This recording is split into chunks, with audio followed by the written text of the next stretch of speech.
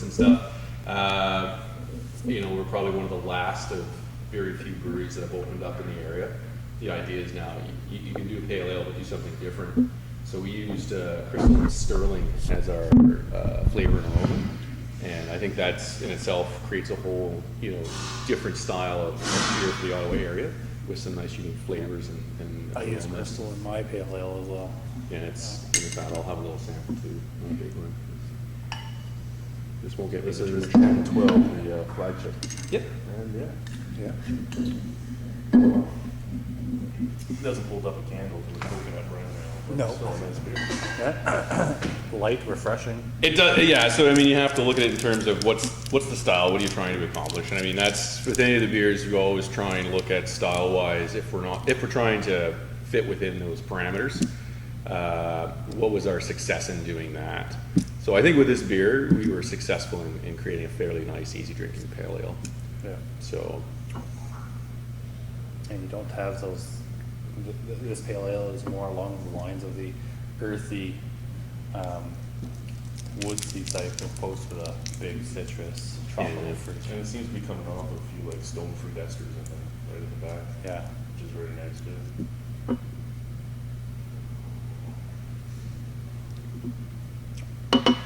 So it's unique. It's a unique product that, I mean, we can stand out amongst all the other breweries and say, you know, we've got a unique product.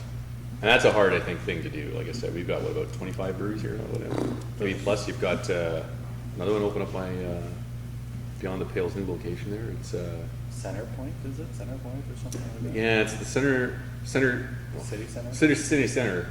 But there's one there. I think it's Tooth and Nail or Tooth and Nail. And there's Brewdog. What's the other one? That's the one. Brewdog Yeah, Brewdonkey's the delivery guy, but it's like a Toothless Donkey. That's another one that just is opening up. Need a beer? You're anything with that? Fantastic. That's the way it should be served. It's just this humble man's opinion. If I could, I would serve everything so much smoother.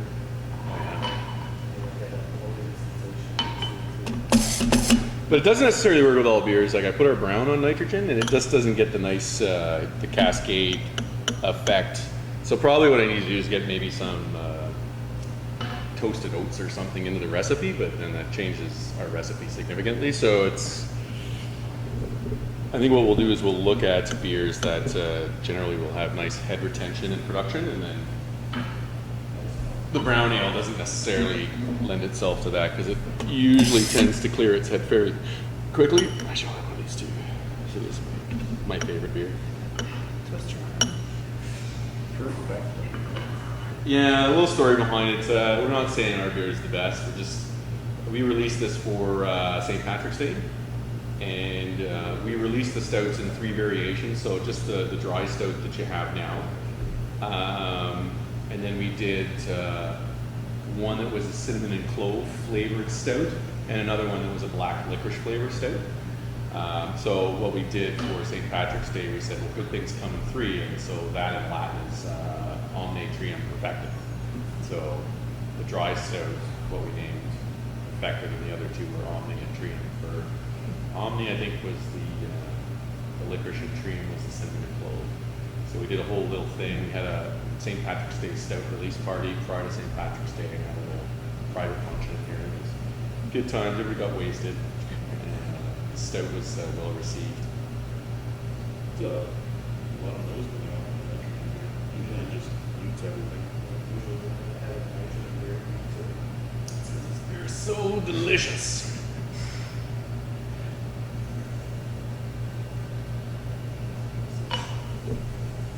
I say, and this is my humble opinion, this is probably the best stout produced in Ottawa, and I've had everybody else's stout.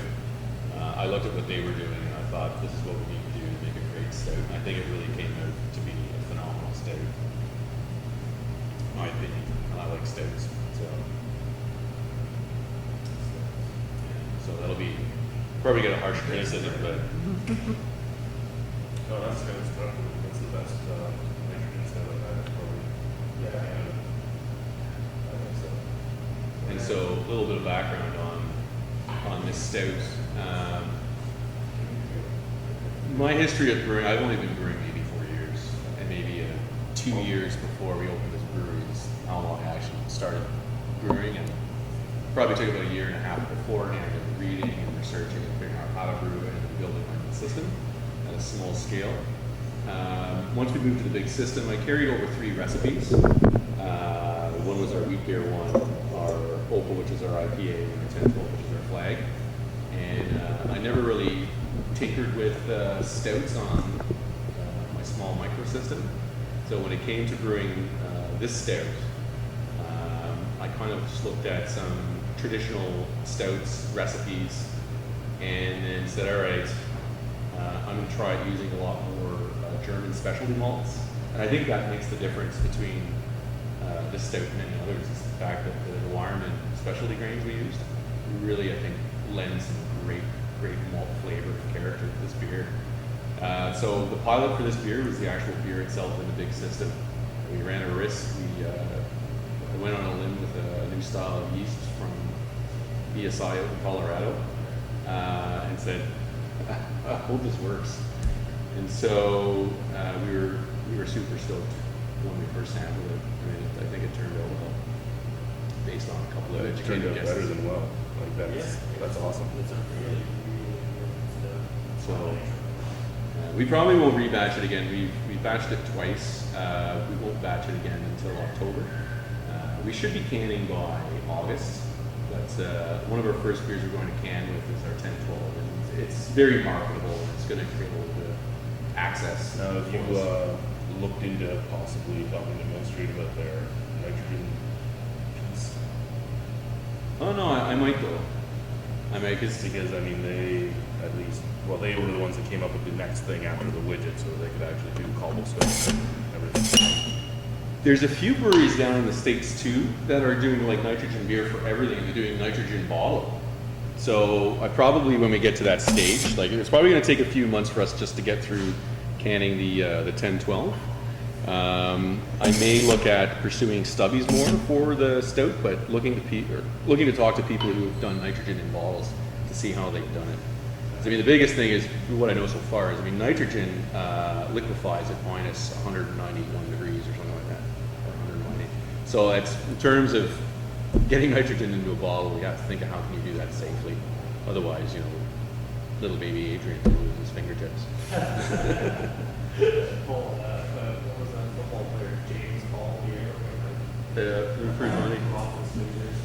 No, it's an awesome little thing, and if you can figure it out, an American brewery will give you the information on it. It's better anyway than Mill Street's little idea, because it blows up quite often.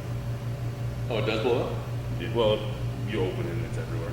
It's right at the very bottom of the can, so it's pushing everything straight up, so it's not ice cold when you open it. It's gone.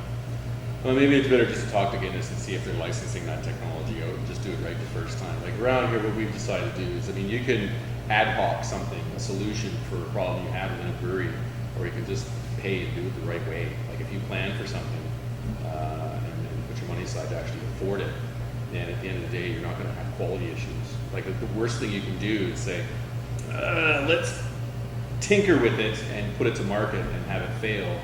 And that's the same as saying, let's put like bad beer to market and see how that works out for you.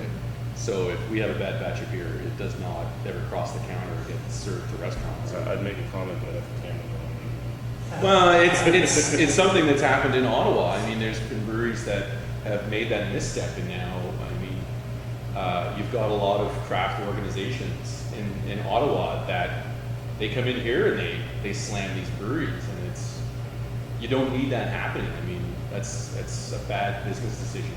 So I think it's one of those things where you've got, people with good intentions, they want to start a business, they want to live their dream, but without the business acumen to say you cannot sell vinegar as anything other than vinegar, then you get yourself into trouble. We haven't heard Dark Horse,